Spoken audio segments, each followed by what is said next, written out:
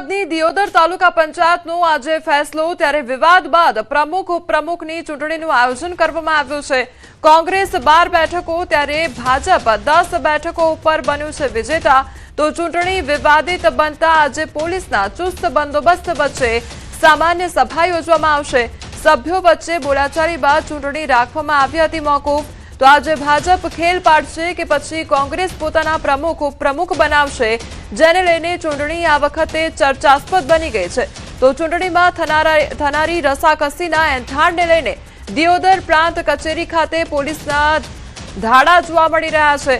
ત્યારે બીજી તરફ ભાજપ અને કોંગ્રેસના એક મહિલા સદસ્ય સગર્ભા હોવાથી એમ્બ્યુલન્સની પણ વ્યવસ્થા કરવામાં આવી છે। મહત્વનું છે કે ચૂંટણી અધિકારીના અધ્યક્ષ સ્થાને આજે સામાન્ય સભામાં પ્રમુખ ઉપપ્રમુખની ચૂંટણી થશે। તો અત્યારે તમામ જે બંદોબસ્ત છે તે હાથ ધરી દેવામાં આવ્યો છે। કોઈપણ પ્રકારની અનિચ્છનીય ઘટના ન સર્જાય તેને લઈને પણ ધ્યાન રાખવામાં આવી રહ્યું છે, કારણ કે આ જે ચૂંટણી છે તે ખૂબ જ વિવાદાસ્પદ રહી છે અને કોઈપણ પ્રકારની બોલાચાલી ન થાય તેનું પણ ધ્યાન રાખવામાં આવશે। તો દિયોદર તાલુકા પંચાયતનો આજે ફેસલો અને વિવાદ બાદ પ્રમુખ ઉપપ્રમુખની ચૂંટણી કોંગ્રેસ 12 બેઠક અને ભાજપ 10 બેઠકો ઉપર વિજેતા બન્યું છે। અને ત્યારબાદ જે સભા સર્જાઈ તેમાં બોલાચાલી થઈ હતી અને આખી ચૂંટણી જે છે તે મોકૂફ રાખવામાં આવી હતી, પરંતુ હવે પોલીસના ચુસ્ત બંદોબસ્ત વચ્ચે સામાન્ય સભા યોજવામાં આવશે અને ચૂંટણીનું આયોજન કરવામાં આવ્યું છે। ગણતરીની મિનિટોમાં જ દિયોદર તાલુકા પંચાયતની પ્રમુખ અને ઉપપ્રમુખની ચૂંટણી યોજાવાની છે। આપ દ્રશ્યોમાં જે પ્રમાણે જોઈ શકો છો કે ચુસ્ત પોલીસ બંદોબસ્ત વચ્ચે ચૂંટણી યોજાવાની છે। અત્યારે ભાજપના 10 અને કોંગ્રેસના જે 12 સદસ્યો છે તેઓ અંદર પહોંચી ગયા છે। ટૂંક જ સમયની અંદર ચૂંટણી અધિકારી આવશે અને ચૂંટણી યોજાશે। 25 તારીખે જે ચૂંટણી યોજાઈ હતી તેમાં હાઈ વોલ્ટેજ ડ્રામા પણ થયા હતા અને કોંગ્રેસના 10 જે આગેવાનો હતા તેમના પર ફરિયાદ પણ થઈ હતી। તે ઉપરાંત ટોળા પર પણ ફરિયાદ થઈ હતી। અત્યારે જે પ્રમાણે આપ દ્રશ્યોમાં જોઈ શકો છો કે ચુસ્ત પોલીસ બંદોબસ્ત અત્યારે સમગ્ર દિયોદર જે તાલુકા પંચાયત છે તેમાં ગોઠવવામાં આવ્યો છે અને અત્યારે એક એમ્બ્યુલન્સ પણ રાખવામાં આવી છે, કારણ કે જે 22 સદસ્યો છે તેમાંથી એક ભાજપની અને એક કોંગ્રેસની મહિલા જે છે તે સગર્ભા છે, તેમને લઈને એમ્બ્યુલન્સની વ્યવસ્થા પણ અત્યારે ગોઠવવામાં આવી છે અને ચુસ્ત પોલીસ બંદોબસ્ત વચ્ચે આજે ફરી ચૂંટણી યોજાઈ રહી છે। હવે જોવાનું એ રહેશે કે કોંગ્રેસ જોડે બહુમતી છે, શું કોંગ્રેસના તાલુકા પંચાયત પ્રમુખ અને ઉપપ્રમુખ બને છે કે પછી ભાજપ કઈ ખેલ પાડે છે। કિશોર તુવર, ન્યૂઝ 18 ગુજરાતી, દિયોદર, વાવથરા। દિયોદર તાલુકા પંચાયતમાં પ્રમુખ ઉપપ્રમુખ પદ માટે આજે ચૂંટણી, ત્યારે કોંગ્રેસના 12 સદસ્યો પહોંચ્યા તાલુકા પંચાયત, ભાજપના 10 સદસ્યો પહોંચ્યા છે તાલુકા પંચાયત। ત્યારે ટૂંક સમયમાં તાલુકા પંચાયત કચેરીમાં સામાન્ય સભા મળશે। ચૂંટણી અધિકારીના અધ્યક્ષતામાં મળશે સામાન્ય સભા। બંને પક્ષના સદસ્યો પહોંચ્યા તાલુકા પંચાયત સભાખંડમાં। ત્યારે ટૂંક સમયમાં ચૂંટણીની પ્રક્રિયા શરૂ થશે।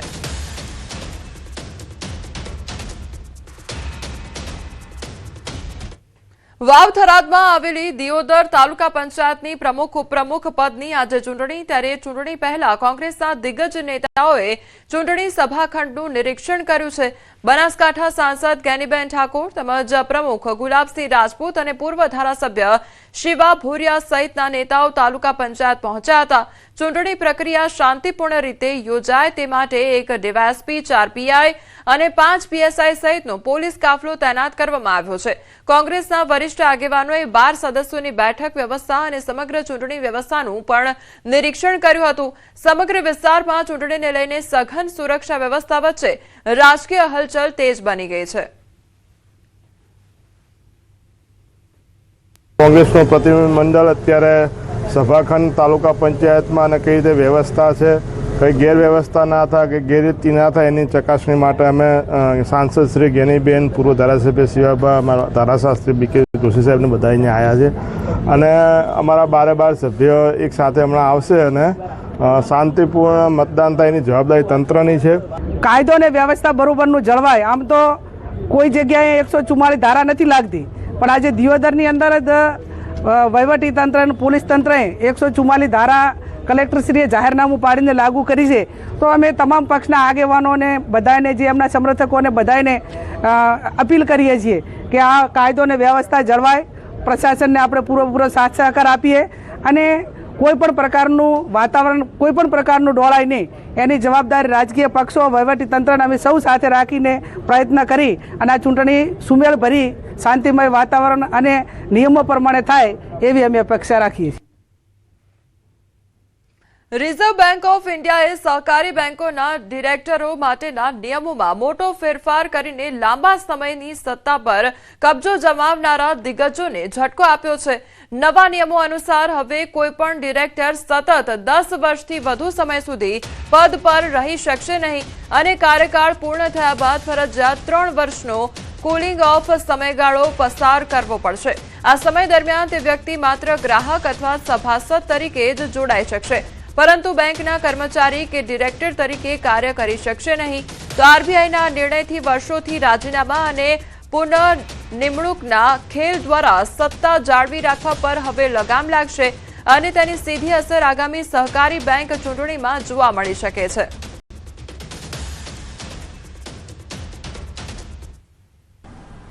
જે આગલા 10 વર્ષ થયા સતત કાર્યરત છે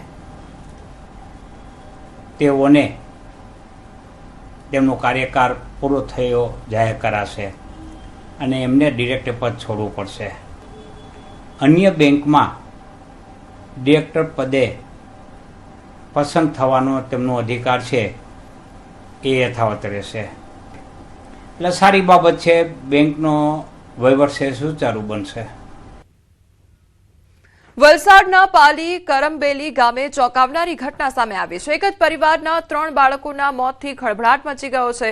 તો ઉમરગામના પાલી કરમબેલી ગામે 3 બાળકોના મોતનો મામલો સામે આવ્યો છે. માતાએ ફિનાઇલ પી લેતા સારવાર હેઠળ ઘર કંકાસને કારણે બનાવ બન્યો હોવાની આશંકા સેવાઈ રહી છે. તો 9 મહિનાના જુડવા બાળકો અને 2 વર્ષની બાળકીનું મોત નીપજ્યું છે, જ્યારે સરીગામ પોલીસ દ્વારા સઘન તપાસ શરૂ કરવામાં આવી છે. એટલું મેં બોલી. એ લોકો ઝઘડાતા હતા પણ કામાંથી ઝઘડાતા હતા એ મને નહીં ખબર હતી. પણ ઝઘડાયા પછી રાત્રે આવ્યો મેં, પછી નાહી ગયા. 8 વાગે ગયા અમે ઘરથી, મમ્મીની ઘરથી. પછી ના સવારે ભાઈના છોકરાને ફોન આવ્યો કે ફૂઈ એમ કે ઘેરાવની. મેં કાંઈ થયું તો એમ કે નિશા એમ કે તને છોકરાને એમ કે મારી નાખ્યા એમ. સુરતમાં માતા પિતા માટે લાલબત્તી સમાન કિસ્સો સામે આવ્યો છે. ઘર કંકાસમાં 13 વર્ષીય કિશોરીએ લગાવી મોતની છલાંગ. તો પલસાણના આત્રોલી ગામમાં બનાવ બન્યો હતો. બિલ્ડિંગની અગાશી પરથી કિશોરીએ છલાંગ લગાવી ગંભીર ઘાયલ કિશોરીનું ટૂંકી સારવાર બાદ મોત નીપજ્યું છે. તો આપઘાતના ચોંકાવનારા સીસીટીવી ફૂટેજ સામે આવ્યા છે. કડોદરા પોલીસે ગુનો નોંધીને આગળની તપાસ હાથ ધરી છે. તો સુરતની આ ઘટના સામે આવી છે કે જ્યાં યુવતી દ્વારા મોતની છલાંગ લગાવવામાં આવી છે. માતા પિતા માટે આ લાલબત્તી સમાન કિસ્સો સામે આવ્યો છે. તો આપઘાતની આખી ઘટનાનો જે કિસ્સો છે તે સીસીટીવી કેમેરામાં કેદ થયો છે. તો ઘર કંકાસમાં કિશોરી દ્વારા આપઘાત કરી લેવામાં આવ્યું હોય તે પ્રકારની આ ઘટના સામે આવી છે અને સીસીટીવી તે અંગેના વાયરલ થઈ રહ્યા છે. તો સુરતની આ ઘટના કે જ્યાં કિશોરી દ્વારા મોતની છલાંગ લગાવવામાં આવી છે. તો બિલ્ડિંગના ધાબા પરથી આ જે કિશોરી છે તેના દ્વારા મોતની છલાંગ લગાવવામાં આવી. તો માતા પિતા માટે આ લાલબત્તી સમાન કિસ્સો સામે આવ્યો છે. તો ઘર કંકાસને કારણે આ જે કિશોરી છે તેના દ્વારા પગલું ભરવામાં આવ્યું હતું, આપઘાત કરી લેવામાં આવ્યો છે અને તે અંગેની આખી ઘટનાનો સીસીટીવી જે વિડીયો છે તે પણ હાલ વાયરલ થઈ રહ્યો છે. આપઘાતના ચોંકાવનારા દ્રશ્યો સીસીટીવી કેમેરામાં કેદ થયા છે. તો માતા પિતા માટે આ લાલબત્તી સમાન કિસ્સો સામે આવ્યો છે. રાજસ્થાનના સીકરમાંથી હૃદય કંપાવી દેનારી ઘટના સામે આવી છે. અહીં રસ્તાના સામાન્ય વિવાદમાં એક જ પરિવારના 2 પક્ષો વચ્ચે એવો તો લોહિયાળ જંગ ખેલાયો કે પછી જોનારા ધ્રુજી ઉઠ્યા હતા. દબંગોએ ઘરમાં ઘૂસીને મહિલાઓ અને પુરુષો પર જીવલેણ હુમલો કરી દીધો. આ સમગ્ર ઘટનાનો કાળજું કંપાવી દેતો સીસીટીવી વિડીયો પણ સામે આવ્યો છે. આ ભયાનક દ્રશ્યો જુઓ. કેવી રીતે કાયદો અને વ્યવસ્થાના ધજાગરા ઉડાડીને માથાભારે તત્વો લાકડીઓ અને લોખંડના સળિયા વડે તૂટી પડ્યા છે. આ આખી ઘટના સીકર જિલ્લાના સદર પોલીસ સ્ટેશન વિસ્તારના મંડાવરા ગામની છે. આરોપ છે કે એક પૂર્વ આયોજિત કાવતરાના ભાગરૂપે કેટલાક શખ્સો લાકડીઓ અને સળિયા લઈને ઘરના પાછળના રસ્તેથી ત્રાટક્યા હતા આ નરાધમોએ ઘરમાં હાજર મહિલાઓને પણ ન બક્ષી. જ્યારે મહિલાઓ વચ્ચે બચાવ કરવા આવી ત્યારે તેમના પર પણ નિર્દયતાથી હુમલો કરવામાં આવ્યો. પીડિત પરિવારનો ગંભીર આરોપ છે કે વિસ્તારનો કથિત ભૂમાફિયા પ્રહલાદસિંહ આ ગેંગ ચલાવે છે અને તે લાંબા સમયથી તેમનું મકાન હડપ કરવા માટે ધમકીઓ પણ આપતો હતો. તો મારામારી કરવામાં આવી છે અને તે અંગેની આ ઘટનાના વિડીયો પણ સામે આવ્યા છે. તો ચોંકાવનારા દ્રશ્યો સામે આવ્યા છે અને આખી ઘટના સીસીટીવી કેમેરામાં કેદ થઈ છે. તો રાજસ્થાનની આ ઘટના સામે આવી છે કે જ્યાં મારામારી કરવામાં આવી છે અને બીજી તરફ મકાન હડપ કરવા માટે ધમકીઓ પણ આપવામાં આવતી હોય તે પ્રકારની ઘટના સામે આવી છે. ત્યારે સીકરનો આ મામલો કે જ્યાં હૃદય કંપાવી દે તે પ્રકારના દ્રશ્યો સામે આવ્યા છે. રાજકોટમાં ધીરેન્દ્ર શાસ્ત્રીના કાર્યક્રમ પહેલા વિવાદ વકર્યો અને પરસોત્તમ પીપળિયાની પોસ્ટથી વિવાદ ઉભો થયો છે. પોસ્ટમાં તેમણે લખ્યું છે કે આનંદો ભોળા ભક્તો ઘર આંગણે અંધશ્રદ્ધાનો કુંભ મેળો યોજાશે.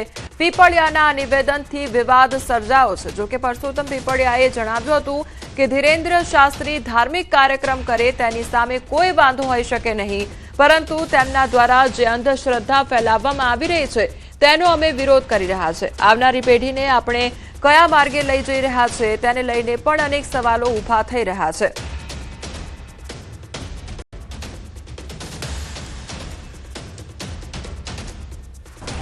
ધીરેન્દ્ર શાસ્ત્રીજી છે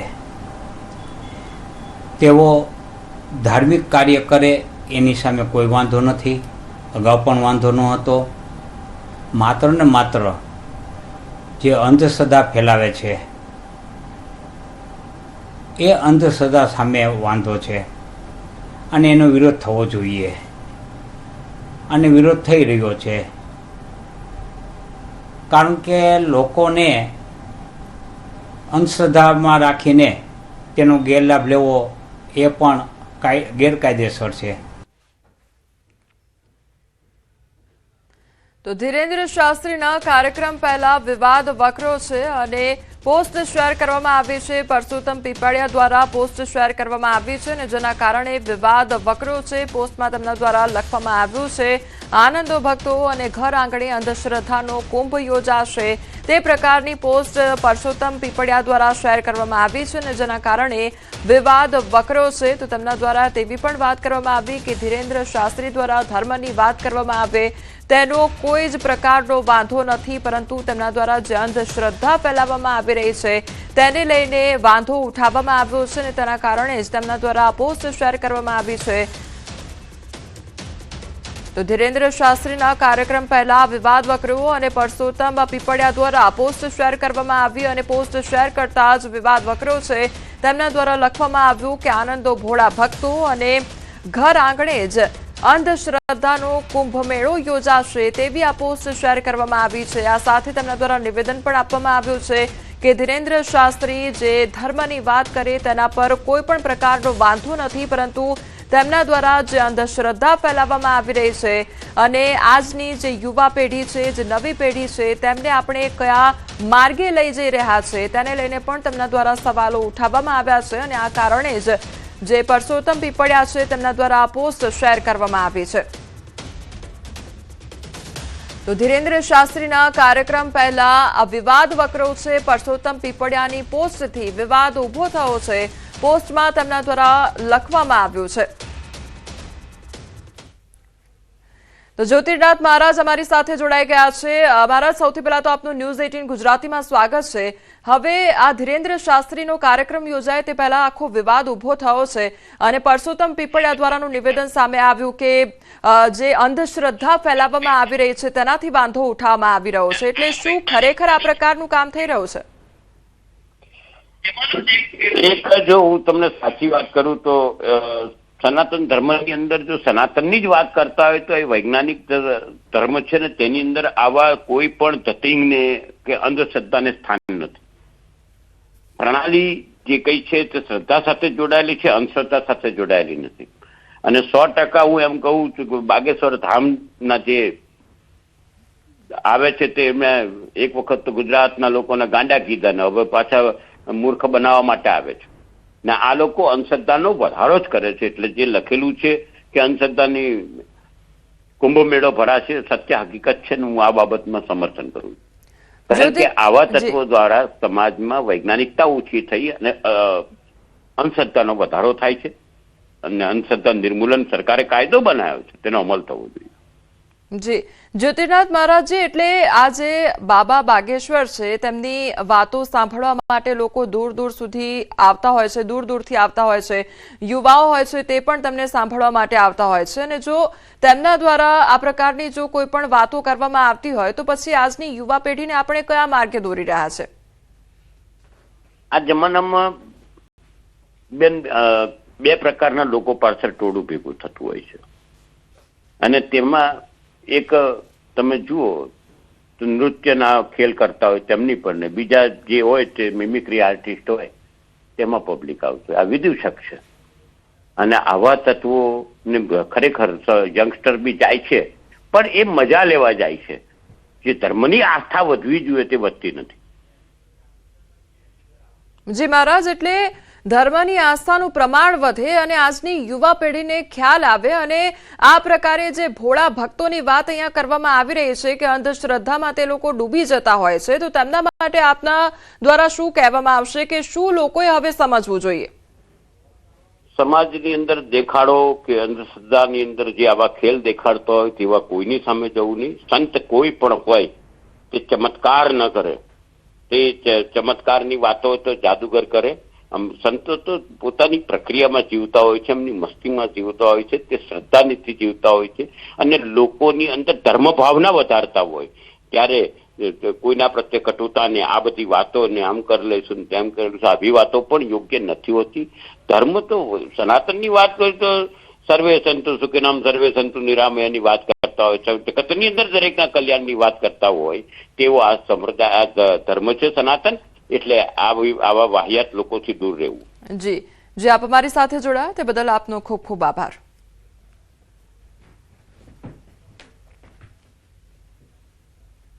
સમાચારોમાં આગળ વધીએ તે પહેલા રોકાઈશું એક બ્રેક માટે.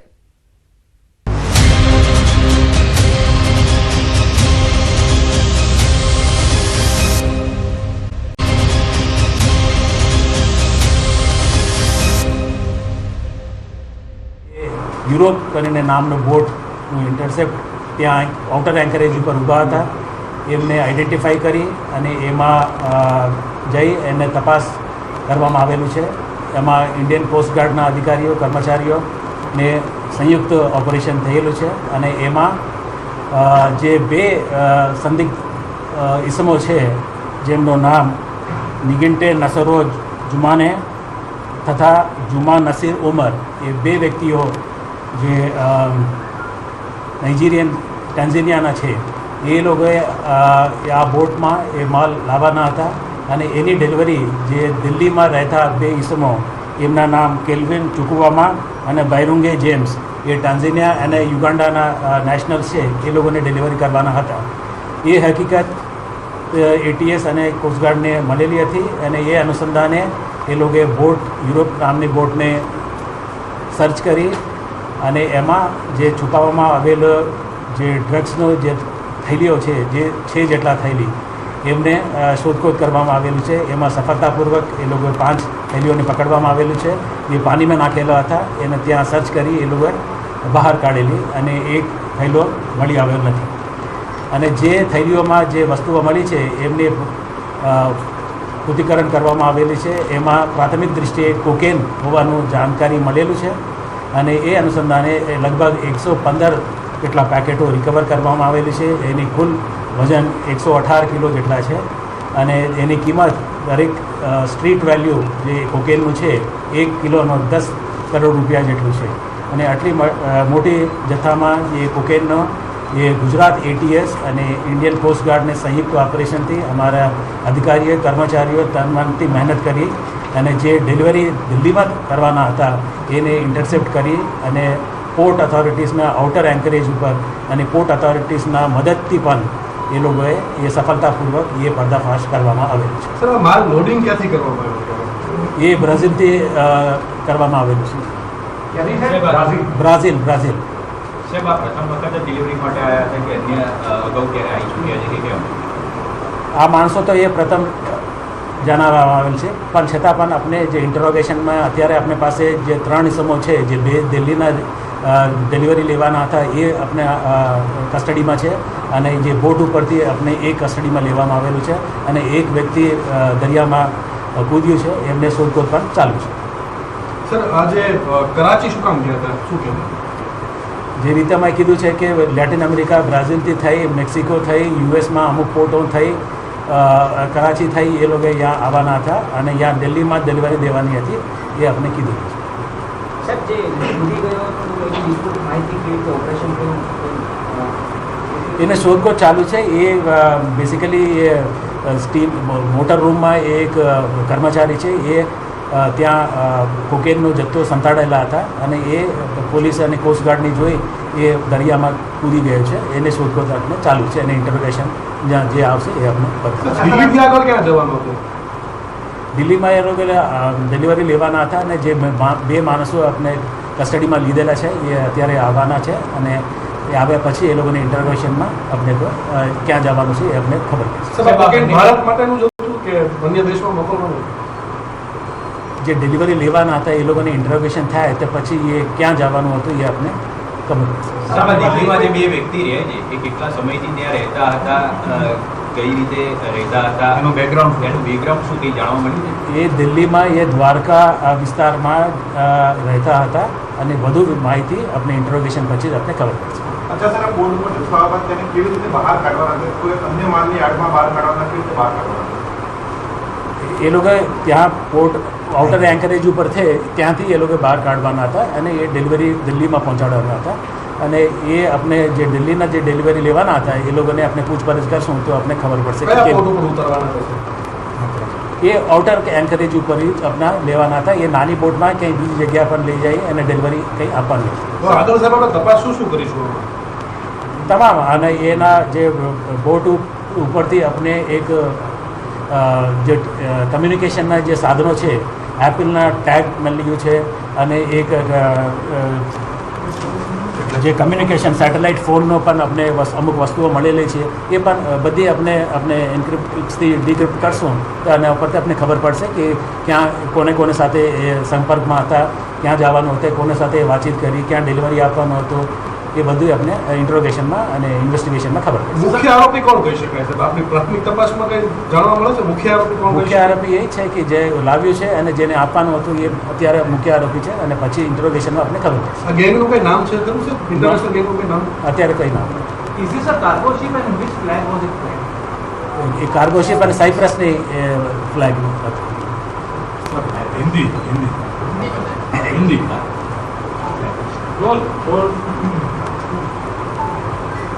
આજરોજ ગુજરાત પોલીસ गुजरात में ATS एक सफलतापूर्वक ड्रग माफिया का पर्दाफाश किया है, जिसमें एक शिप जे मुंद्रा पोर्ट आउटर एंकरेज ऊपर इंटरसेप्ट करने